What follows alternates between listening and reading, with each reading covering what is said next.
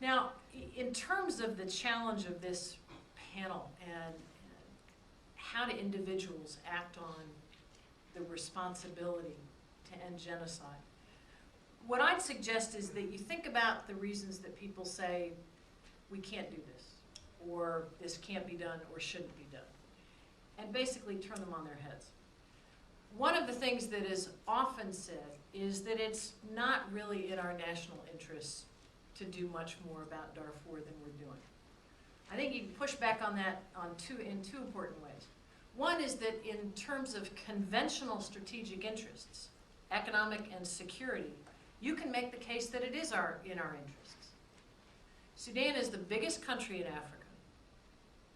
If it implodes, if Darfur goes unchallenged and untended, if the East erupts, which I think quite frankly it will, if the North-South agreement unravels, we will have a failed, weak, failing, whatever the terminology, state, 1/3 the size of the United States, in a region that straddles the Arab world and the African world and lives right across the street from the Gulf.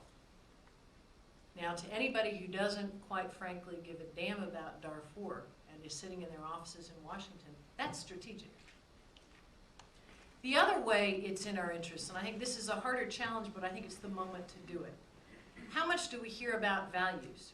Everything we do these days is driven by values. Iraq was now driven by values, apparently, not weapons of mass destruction.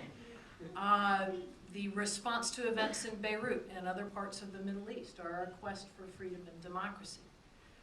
I think we can and must make the case that moral imperatives and core values are in our strategic interests. If the United States wants to remain a leader in the world, over time we're going to have to prove that we're willing to put our money where our mouth is. We've already seen with some of the missteps in September 11th, the decline in world public opinion about the United States. That hurts us. And if we want to restore that and really be the beacon of hope that I think we all want to be, and I think many in the world hope we will be, then we need to integrate our values into foreign policy and make the case that it is legitimate, not soft, not simplistic, not a bunch of girls. Because believe me, I've had that thrown at me before. That's soft issues. That's not hard national security. But it is in our national security to include values. Second, the argument is it's too risky. There's nothing you can do. There would be casualties, and Americans won't support this. It goes back to the post-Somalia argument. Again, there are a number of ways that can be turned around. If you look at the polling, there is a lot of evidence that a majority of Americans would support some kind of U.S. intervention, including a risk to stop the genocide in Darfur. As well, there are things that the United States can do that are not all that risky. At the time that Colin Powell declared Darfur a genocide, we were providing $2.3 million to the African Union. Whatever its weaknesses, the African Union is the only body anywhere on earth that stood up and did something while the rest of us were issuing statements. $2.3 million is what we spend every 30 minutes in Iraq. Now, how much would it have taken the minute the AU decided to go in there to say, we will cover the lift, we will cover the sustenance, we think you need a bigger force, we will cover the movement of those troops? It's not much money.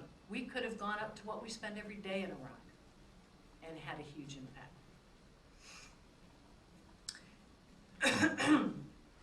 The third is that it's too hard and it can't be done, and it's really not the role of the U.S. to run around and be the world's policeman. While there was this famous comment of not on my watch, there was, if you recall in the 2000 presidential campaign, a lot of debate about should the U.S. be the world's policeman, wither nation building, and the general consensus was we got to stop doing this and running all around the world. I think that's the wrong argument. I think that modern history has proven us wrong. And we've got an opportunity now, and I think this is something we've also got to talk about, to make the long-term strategic and structural decisions and investments that can mean next time when we say never again, we'll mean it. What do I mean by that? Let me point to two things. You may be aware that in the UN, as embattled as it may be, there was a high-level panel that reported to the Secretary General in December. This was at the request of Kofi Annan. Among its recommendations for reform of the United Nations was that the UN should enshrine in its doctrine something called the responsibility to protect, which is what it sounds like.